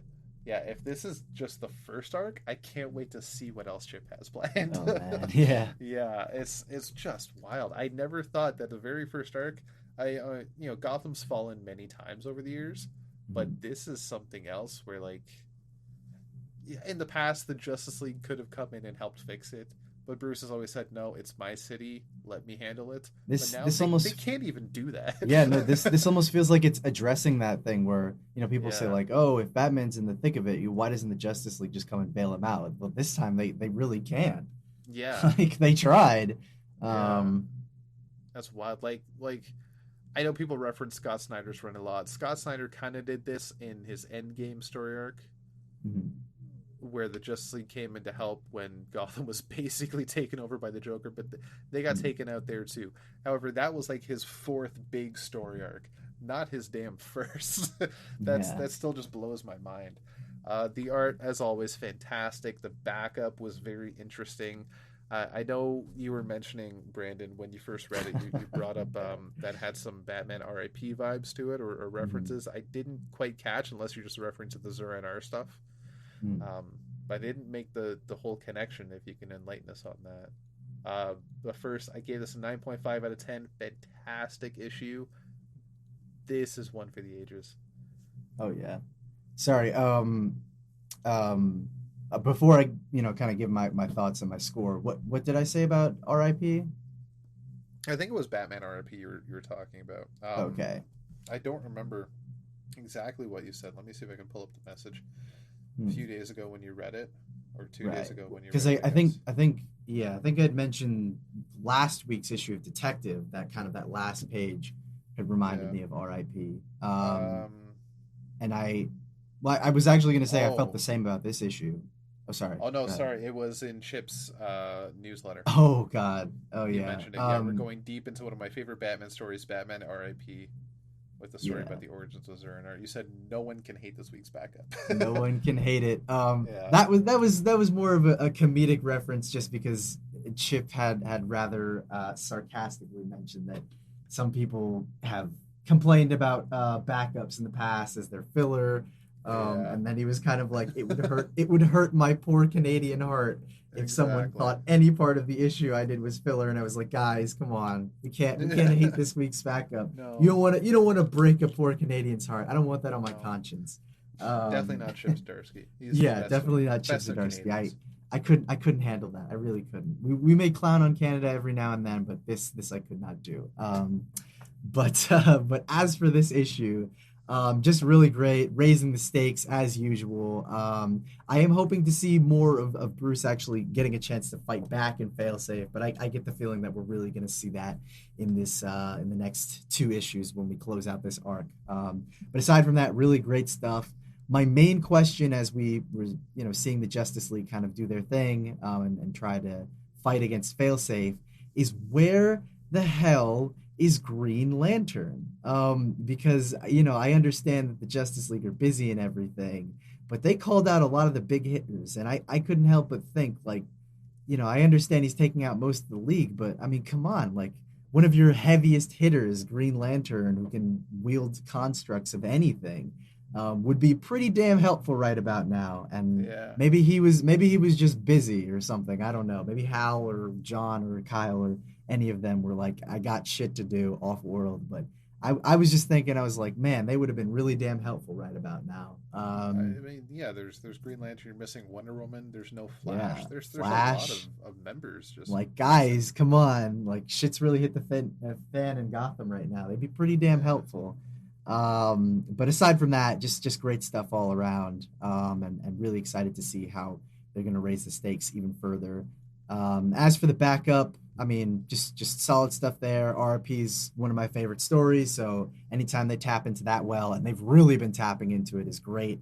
And especially since I thought most people had kind of forgotten about it, but here they are, just really getting into the thick of it. And I love that Chip has been. It's almost like antithetical to everything I've been talking about with Young Justice, Dark Crisis, where that is playing fast and loose with continuity. This is like adhering to it to a T, almost like eerily so, because it's so subtle you might not even notice it. But one of the things that kind of was a trademark of that first part of Morrison's run was this idea that he didn't really know that he had installed this backup. He'd almost forgotten about it.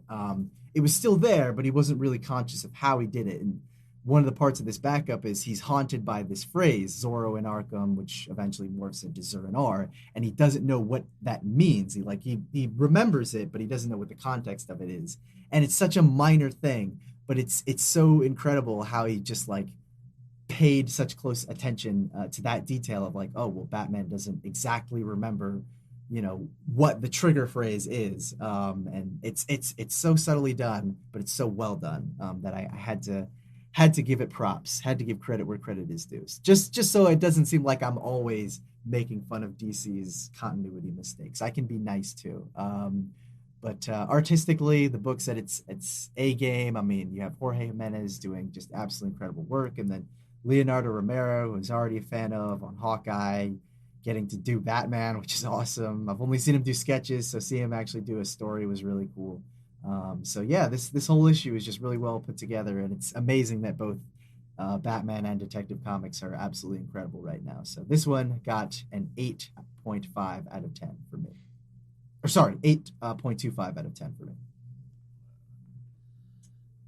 Damn, man, I'm not even sure how to describe how I feel like this about this book, or how to describe it. Really, it feels like a classic Batman story mixed with a modern Justice League story, and all of it being based on the Tower of Babel, with all of that Batman RIP added into it. It's just a crazy amount of fun. Well, as fun as watching your favorite heroes nearly die because of Batman again can be. It can be pretty fun. It can be pretty fun. Fun. Jorge Jimenez is flawless in his art. Moray as well with his colors. It's written and it's voiced very well. The editors note that this happens before Dark Crisis on a random page halfway through the book. Makes me wonder why that particular random page, unless it's not random. The page has Black Canary, Green Arrow, Martian Manhunter, and Hawkgirl on it. So I wonder if maybe that's in reference to one of those characters. I didn't see a reason as to why that note was on there at all, let alone that particular page. But it doesn't take away from the story, which is indeed awesome. Keep it up, Zdarsky. 9 out of 10. Very, very cool. I assume that's mostly just because, it's the Justice League and they want to place this before the death of the Justice League, before Dark Crisis, but could be. Oh, I suppose that, yeah. Yeah, something like that, I assume. But speaking of the death of the Justice League and Dark Crisis and raising the stakes, I guess that's the perfect way to transition to our last book of this week, Dark Crisis on Infinite Earths, number 5. We are slowly heading into the end game. Emphasis on slowly with this book. This is, of course, brought to us by Mr. Joshua Williamson, with art from Daniel Samper and colors from Alejandro Sanchez, with letters from Tom Napolitano. So Owen Seasons is a lifelong, die-hard theme park fan who gets to live out his dream of working at the granddaddy of all theme parks, Devilland. Founded by the mysterious Arthur Dante, this theme park is known to be one of the spookiest theme parks in the world. On his first day on the job, Owen meets with the rest of the Devilland staff, a motley collection of interesting characters, and learns about his duties at the park. While touring the park, Owen and his supervisor, Katie, who he nicknames King Katie, even get a surprise visit from the current manager of Devilland, Sam Hain Dante, and his sister Halloween, a famous e-celebrity. Little does Owen know, however, that there are some sinister secrets at play in the halls of Devilland, and, as he will soon discover, there's always a price to pay when you wish to be the best. What did you guys think of Dark Crisis on Infinite Earths #5? I thought it was a weird pivot to just have Beast Boy and Nightwing at the front of that roller coaster, especially since it seemed to take Beast Boy's eye. It seemed like, definitely hellish. It was a little weird. I think ripped the eye right out of a socket. Oh my god. Yeah, I think I was definitely surprised that this new character Owen was joining the Titans. I'd never really heard of him before, but maybe he could be an interesting character. I don't really know. Josh, what did you think? I thought Sideways showing up was pretty cool. Now, did you like when Sideways showed up at the beginning of the introduction to Devilland, or after Devilland had closed for the night at the end of the issue?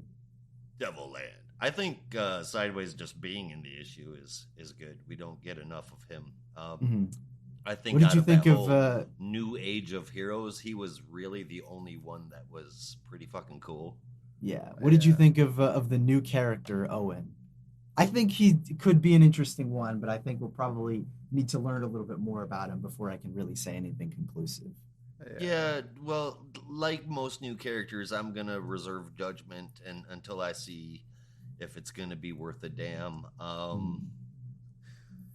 But yeah, I thought Sideways showing up was super cool. What did you think of the new character, Rob? Owen, honestly, I have my suspicions about what he might really be. I think he's Billy Batson's long lost brother, but that's just me. I don't know. There was nothing there. It's just a suspicion I have. I don't know. He does vaguely resemble Billy. He also kind of resembles. I almost called him Captain Marvel Jr. He does kind of resemble Freddy. Freddy from the Shazam family, but I don't know. I think Freddy's dying too, isn't he? Something like that, yeah. So this could be, Freddy's long lost brother Owen, who is, as we've established, a huge fan of theme parks, and we're definitely in for a ride there. Perhaps a dark ride. But Dark Ride is another book. We're talking about Dark Crisis. But I had a lot of fun with this issue. I would probably give this one a 9 out of 10. My favorite part of this issue is the fact that you actually followed through with what the fuck you were doing. Oh my god, are you so proud of me? Oh, yes. I have been holding on to that for like a month until the issue finally came out. And I was going to see it through, damn it. That's fantastic. Obviously, I'm kidding. This is not Dark Crisis on Infinite Earths #5, but I wish we could talk about Dark Ride #1 instead. No, this is Dark Crisis on Infinite Earths #5, actually from Joshua Williamson and Daniel Sampier. I lied. Dark Ride isn't even from Daniel Sampier. It's from Andre Bresson, but we can talk about that somewhere else. But yes, Daniel Sampier with colors from Alejandro Sanchez and Tom Napolitano.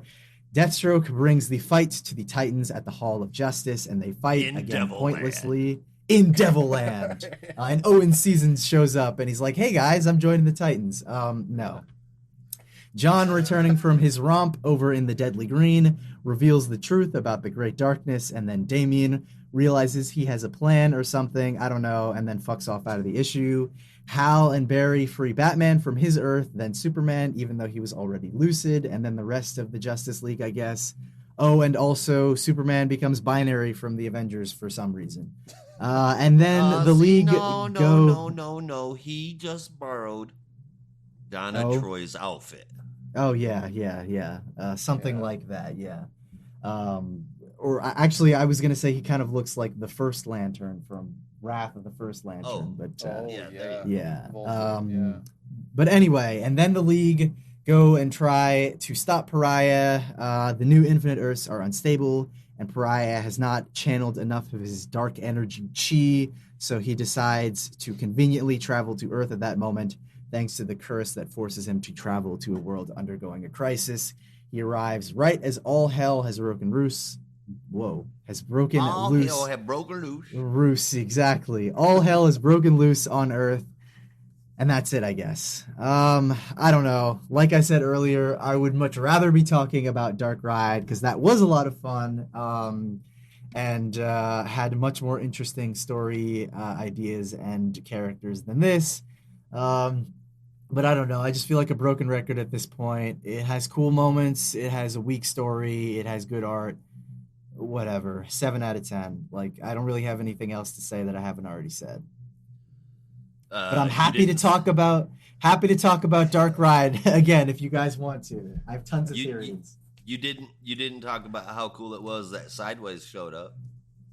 Well, we did talk about that briefly, and I talked about some of the new characters that were introduced in my little tease in my little Halloween shenanigans, my little trick. But no, yeah, I'm afraid that was not enough to make the actual Dark Crisis on Infinite Earths #5 a better issue. Oh, that's true. So again, we had Sideways, and that was it. Art is beautiful, except, and this is going to come. This is flat out burn it down.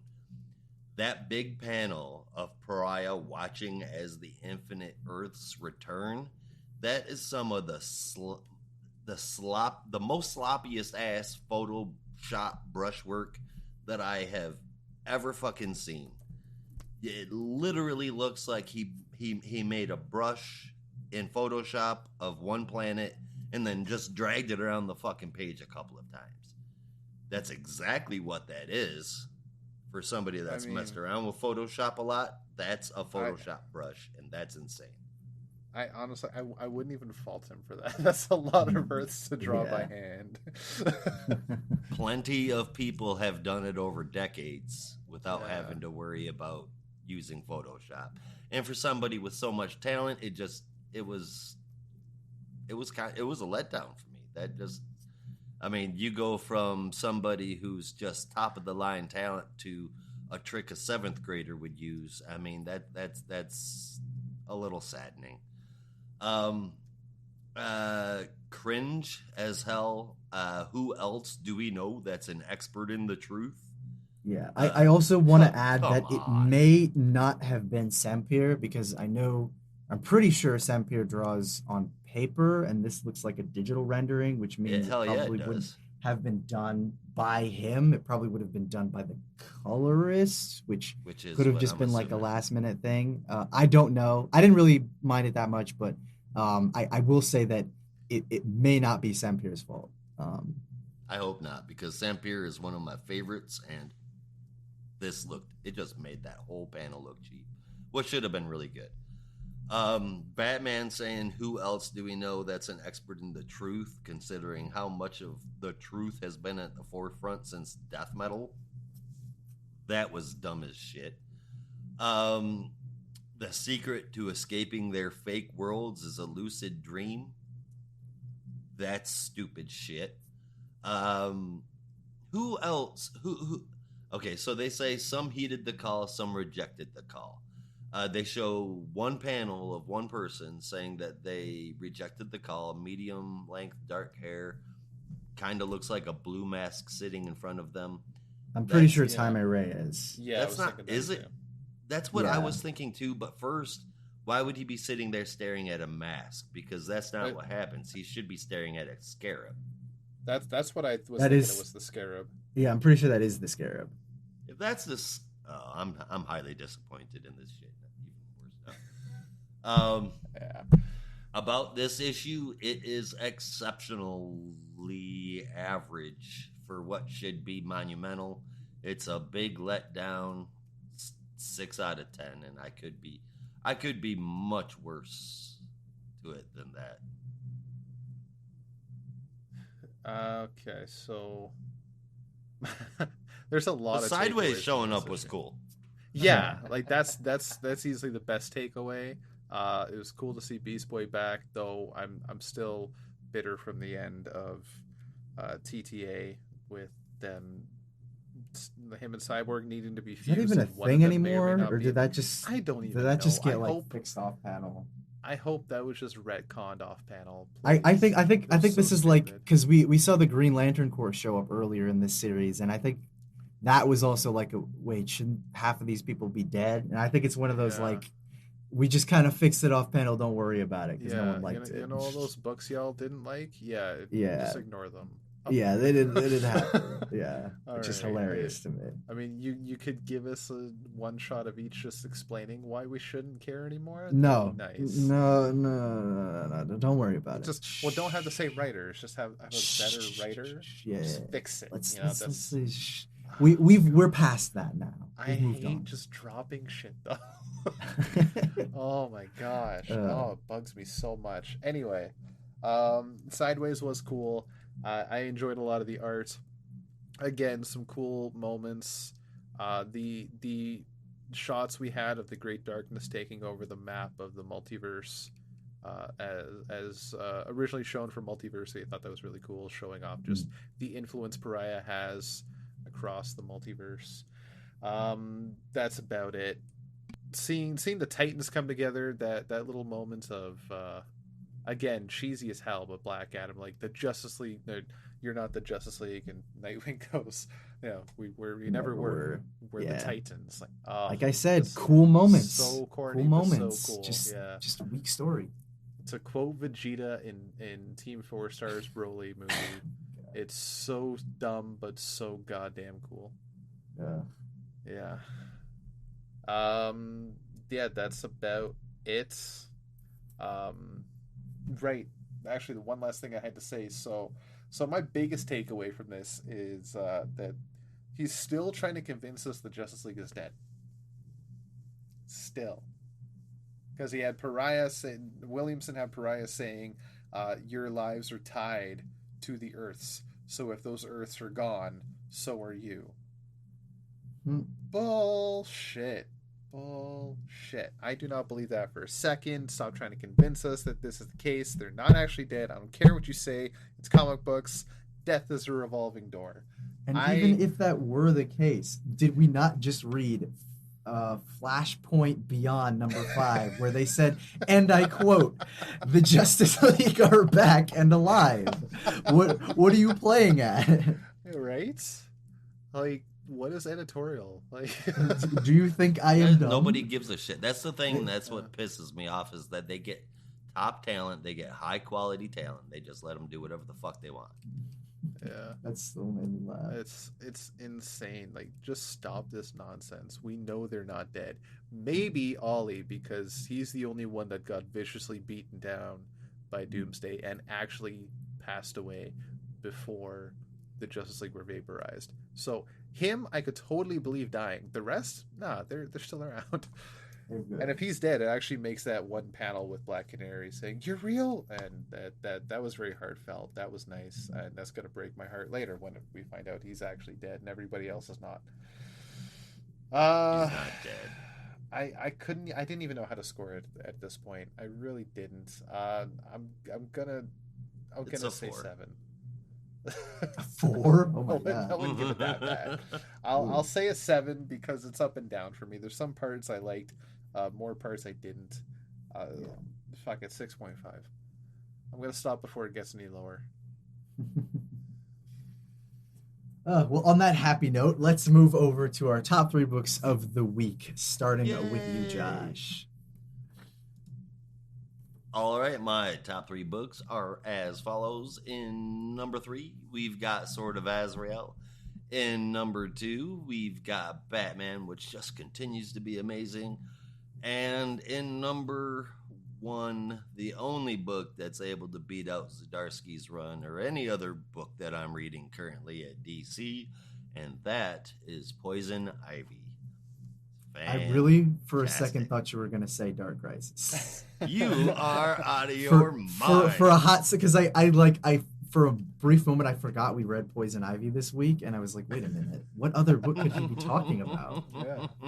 What is Gotham City Year What One. the hell? No, I'm just kidding. No Gotham City Year One for me there. But so favorite moments. I had a couple that I thought were pretty neat. The last page of Dark Crisis with the Dark Army there showing up, that looked pretty cool. When the Joker realizes that his time is up in Gotham, and he says that he'll just let Batman handle Riddler, Black Mask, and Two-Face, but he calls them Question Man, Mask Man, and Melty Face Man. I thought that was pretty funny. But ultimately, though, it would have to go to the Joker, the man who stopped laughing, in the scene where the Joker was beating that guy, and the onomatopoeias that they chose to use were Todd, Todd, Todd, Todd, Todd, Todd, Oh, Todd. God. that was fantastic. Sounds like a techno remix. Yeah. Well, yeah, but it's obviously it's a tribute to Jason Todd being beaten by the Joker. I fucking loved that so much. So that was exactly. Yeah. that one is gonna take my favorite moment this week. Well, for me, sorry, go ahead. Hey, you can go first. Oh, okay. Well, for me, at number 3, it would have been a two-way tie between Dark Crisis, The Deadly Green, and Batman 128, but The Deadly Green just narrowly beat it out because I did really enjoy that one. At number 2, I had Gotham City Year 1, and at number 1, Sword of Azrael number 3. Just amazing book, and I feel like it is just impressing me even more with each issue. But my favorite moment would have gone to Joker cooking the soup in The Man Who Stopped Laughing, because that made me laugh.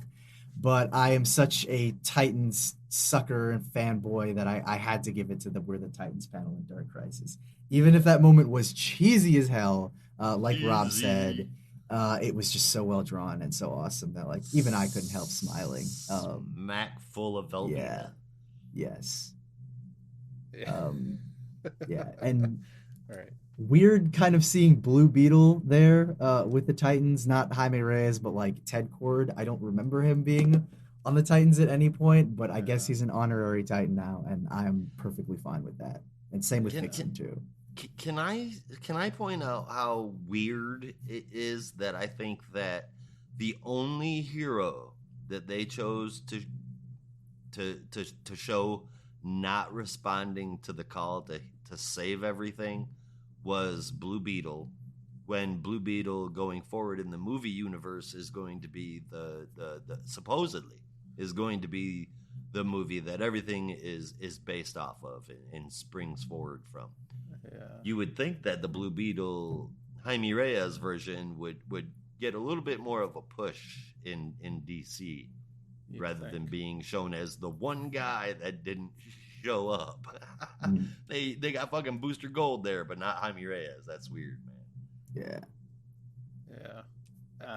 That's a weird one. Very odd.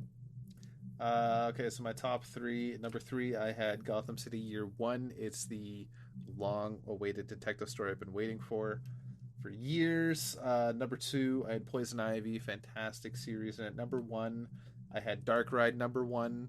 I thought it's just brilliant how Williamson really fun, man. Gotta say, a serious pivot on the series. You know, we had Pariah. I had the Justly Captive and Nightwing questioning everything, and Gar dying on the hospital bed. Now all of a sudden we're just at a circus, and who knows what's happening? It's just it's wild. Like, but it was fun. I was like, I'm totally ready to spend my time in Devilland. Like, screw the rest of this Great Darkness stuff. Let's just chill here for a little bit. And I want to know what's going on with the mysterious Dante family. Like, what sinister supernatural connections do they have? Like, give me more. And how are they related to Sideways? Yeah. I mean, there's so many questions that I want to see answered. And kudos to Williamson for not just once but twice in a series changing the title and not telling anyone because he didn't want to spoil the surprise. Oh man, because that changed the entire book. It really did. Oh man, did it ever? I sincerely hope there is someone out there who is just like oblivious to to comics as a whole, and like went into their shop and was like, yeah, I've been reading this Dark Crisis thing, and I saw Dark Ride, and I saw it was like by the same guy, so I just assumed it was a part of it. And they read it and they're so confused, but they actually like Dark Ride more than the main book, and they're just like, yeah, I think I'm gonna drop Dark Crisis. Like, I don't want to read this anymore. I want to read this Dark Ride because I liked it better. And like, I don't know if it's connected, but like, if it's not, I'll just read that instead. Like, I so hope there is someone out there that is like that. That would make my day. Brandon, come on now. At the end of the day, Dark Ride is a good book. Dark Crisis is not. Plenty of people are going to experience that feeling. But I want someone who's just like totally oblivious to that fact, and they're just like, this must be connected. I mean, they're both dark and they're both written by this guy Williamson. Like, they must be connected. And they're just like, well, yeah. And then they listen to this episode and hear your review and your description of us talking about it, and then just stop before they finish the episode. And they're like, huh, okay, so I guess I'm on the right track. Yeah, clearly. Must be. But seriously, folks, my real number one is Batman. That should come as no surprise. It's a fucking fantastic book.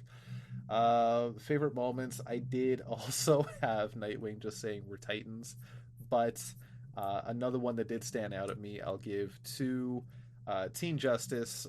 With, I don't remember exactly what was going on in the panel, but there was a boom sound, and the sound effect they chose was Volthoom. I think it was out of Sinestra. I think it was. Oh my gosh, that was so on the nose. There's a lot of weird sound, weird onomatopoeias in that issue as well. Indeed.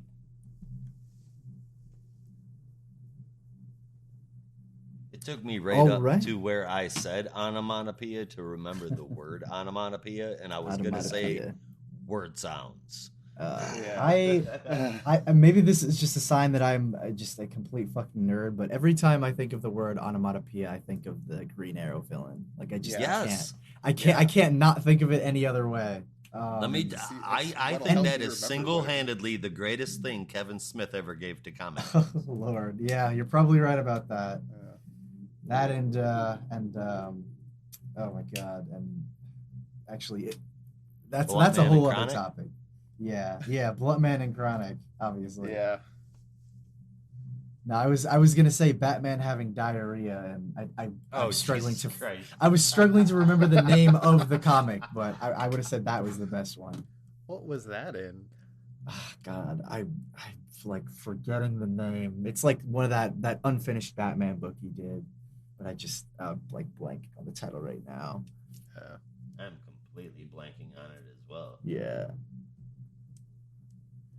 Well, speaking of diarrhea and shit, I guess that's the perfect way to transition to our last segment of the evening, which is the biggest stinker. The biggest. Oh, that's nasty. Gentlemen, which title made it to your stink list today? Oh, Batman without a head. No, I'm just kidding. Oh, of course. My absolute least favorite, as much as I really did not want to. I went into this fully expecting Tom King to end up on my shit list, but because of the potential that's there for the story, it's just not going to happen. This could be a real good story from him, even though he got a shitty grade from me this time. So my biggest stinker for sure, with as crappy as everything about it was, Dark Crisis on Infinite Earths number 5. They got absolutely nothing right in this book. What about you, Rob? I normally might have put Dark Crisis on Infinite Earths number 5, but at least I'm kind of on the fence about this. For me, the weakest this week, oddly enough, was Teen Justice, but that is very specific to me because this whole issue had my inner Lantern fan going, what in the Mogo is going on right now? Yes, what in all of Mogo? What in the name of Oa is going on? For Mogo's sake, stop it, you can posers. Can that Rao's be name? An expression in Mogo's sake? In Mogo's sake, yes. I will make it happen. Sure. Yes. Like, it's bad enough we have, like, Flowing Locks Kilowog, and now we have Kyle DeWitt, which Make somebody it go pointed out to away, me. Mom. There was Hal Ferris and Carol Jordan earlier in the issues, so they're That's definitely doing some fusions there. But just Kyle DeWitt is so wrong. Dumb. Yeah. Dumb. God, it's just Yeah. awkward. Oh my god. Hey, if we're throwing out new Green Lantern catchphrases, can we submit what in the name of Larfleeze? Yes. Oh please, yeah. Oh my god. I have said that before, and it you say that around people who've never read a comic book before, and you get some really weird looks when you say Larfleeze. Yeah. We should just like start swapping all the holy talk with new gods, like for High Father's sake, or Yes. Ryan, damn it. Oh god. Yeah. I'm What gonna send in you the straight name to of apocalypse. Yes. What in the name of Calabac is occurring here? I will say this forever. Yeah. No, I'm afraid I have to nominate Dark Crisis on Infinite Earths number 5, the real Dark Crisis on Infinite Earths, not the much more enjoyable Dark Ride number 1. For my biggest stinker this week, it's not abysmal, it's just incredibly mediocre. While it does have cool moments, fun moments, it's not a good story. Like there's no way to dance around it. And yep. I feel nothing. Like I read this book and I genuinely walk away feeling nothing. It's like milquetoast. Like it's moments that are supposed to feel good, but there's nothing tying it together that has any real, purpose or meaning. So it's just, I don't know. It's whatever. But yeah, Dark Crisis, that falls under my biggest stinker for this week. As it should. Indeed. And for those of you listening out there, please go out and pick up or read or whatever, however you want to read it. Dark Ride number 1. It's actually really fun. I was able to read it a little early, but it's out this week. Great. It's actually an oversized issue, if that's something that interests you, which makes it even better. And it's the complete opposite of this, where it's not taking itself too seriously and it's just having fun and it's not a bunch of bullshit. I mean, it is a bunch of bullshit, but in a good way. So yes, pick that up if you can. If you have to choose between your dark titles, pick up Dark Ride number 1. But with that being said, I don't think we have anything else to add. If you guys had any last thoughts or anything. No, sir. That is all right. That is all that I've got. All right. Well, with all that said, that's our show, everybody. Thanks for listening. We will be here next week talking comics, and we hope you'll stop by. Remember to go to notarobotpodcasts.com for all of our episodes and our other shows with all sorts of people. But with that, there's only one way that we say goodbye around here. Until next time. Be good to each other. And don't be a robot. Two more things before we pop on. Something I kept meaning to bring about the action figures. I feel like they're really trying to give Nightwing a run for their money, because the derriers and all this figure Oh my god! Fucking defined as I'm not. Are they really? Oh my god! This is Kyle. Jesus. Right? Oh god. Yes. If McFarlane ever made a Nightwing figure, the butt's gonna be too heavy. Oh my god! I didn't know Kyle was packing like that. Buddy, Atrocitus is even worse. Damn. Yeah. Oh my god. Yeah. Damn. It's like Atrocitus got, as my mother would lovingly say, a badonkadonk.